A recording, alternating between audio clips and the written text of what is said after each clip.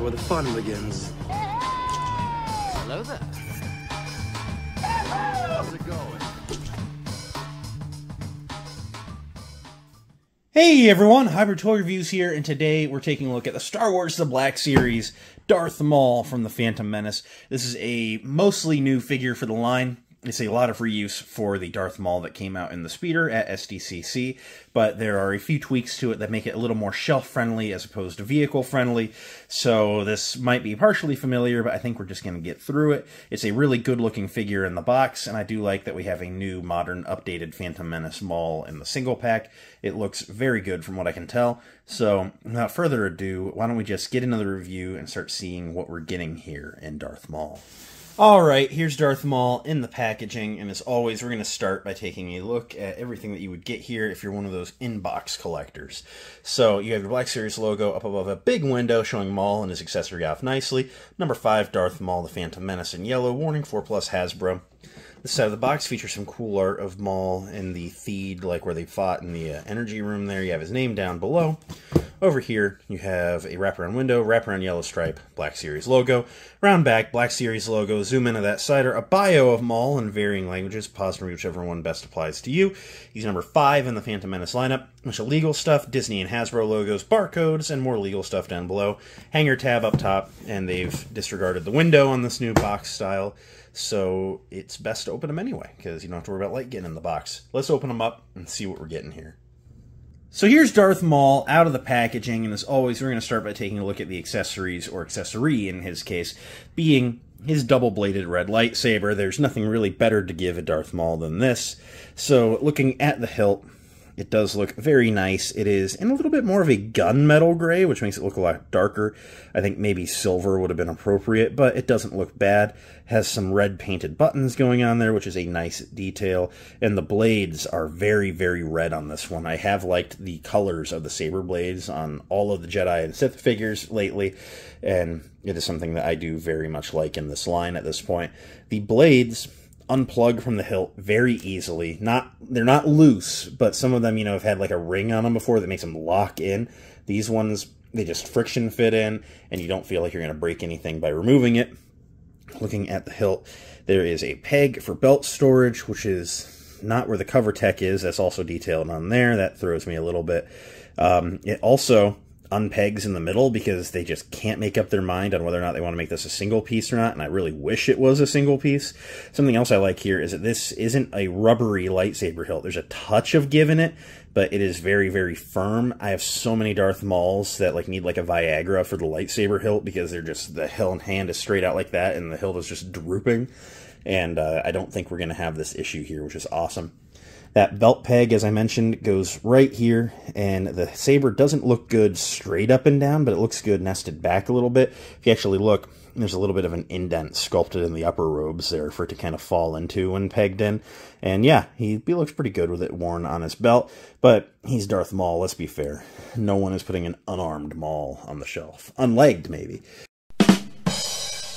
But with that said, let's take a look at this head sculpt. So it's a touch stylized. I know this is something that bothers some people, Mr. Coffee especially, where it's not quite a true Ray Park Darth Maul. It looks to be a little bit of a blend of Ray Park and like an animated Maul.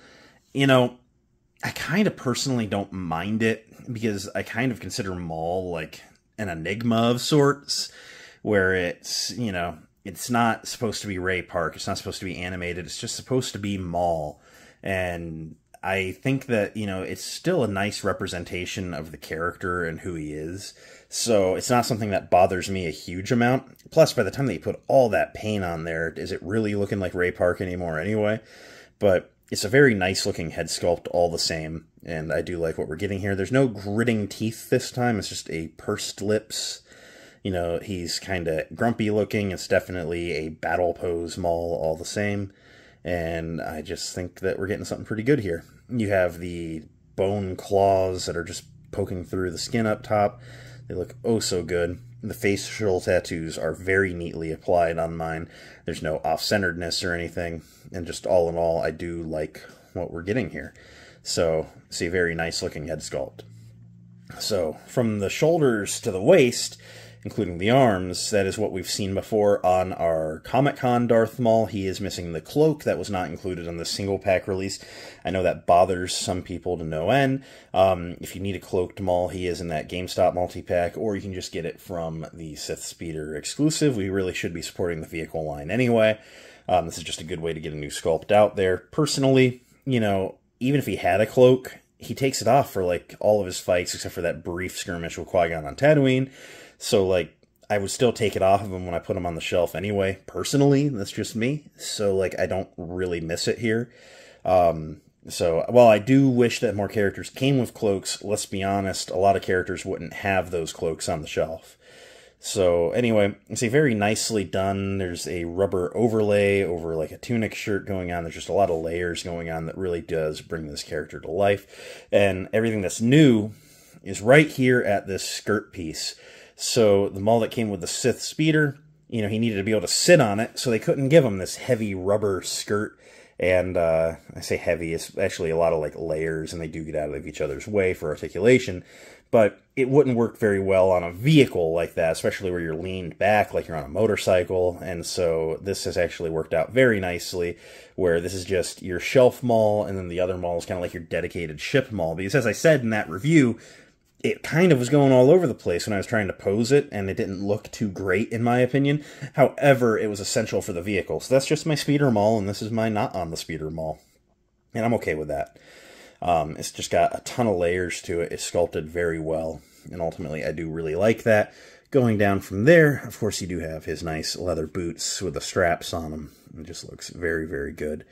I mean, at this point, it's like, what do I say? I mean, it's just a really, really good-looking Darth Maul. He's got a very baggy black Sith robe going on. But yeah, ultimately, it is everything you would want from Maul. So, to run through some articulation, he has the double ball neck, which is standard at this point. However, because of this high collar, that is all the further up he can look. That's not terrible, but still, he can bury his chin pretty well, and then 360-degree twist on the head. And there is a ton of pivot going on in there. You can get some good attitude out of him. His arms come up to a T-pose where there is a very good deep butterfly joint. It goes very far back, about that far forward. That's not bad. 360 at the shoulders with single-jointed elbows that come up and past 90 just a touch. There's a swivel at the elbow. There is a swivel at the glove cuff, which is nice. I don't find it mega essential, but it's nice that it's there. And then the wrists are actually these ball-jointed wrists that Hasbro can't decide if they want to use on everything or not. So you can get vertical, you can get horizontal, basically anything you want, but not as deep as you would typically get in one direction with a hinge. The compromise being you get both directions. So I don't know 100% on what side of the fence I stand on, but I do wish they would decide at least. So there is a mid-torso ball joint, allows them to crunch that far forward by the time that you work the layers around, which is okay.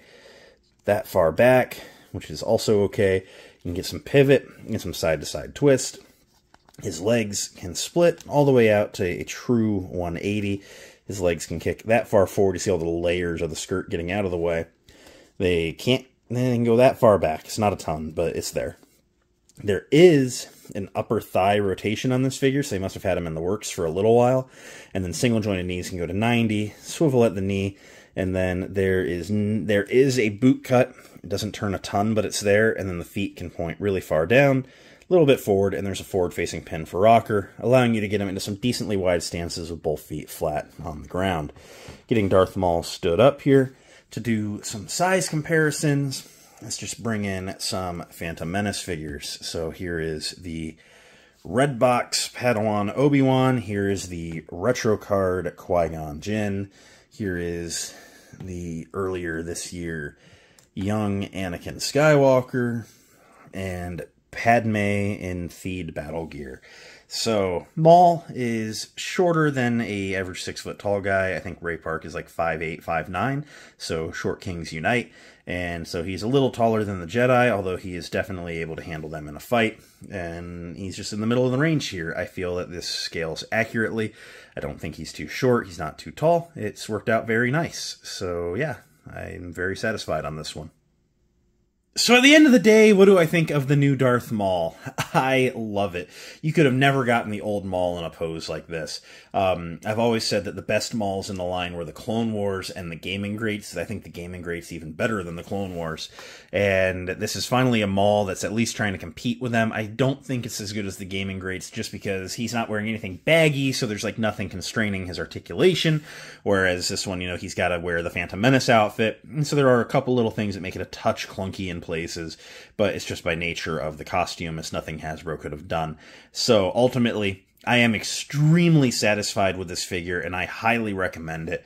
And I think you should ultimately pick this one up, even if you also have the new Maul on Speeder, because that new Maul on Speeder, is your Speeder Maul, and this is your on-the-shelf Maul. And I ultimately think you should pick both up, too, and support vehicles. I wouldn't say pick this up and not that one. But this one definitely is your really good, this is going to look great on the shelf, posed up, fighting Qui-Gon and Obi-Wan. And I'm just extremely satisfied with it. It's just, there's nothing wrong. There's nothing to complain about. It is virtually flawless. So that's where I'm at. It's a must get for me. Thanks a bunch for watching. It means a lot that you did. If you enjoyed, you should leave a like, comment, subscribe, all that end of video stuff. You know the drill.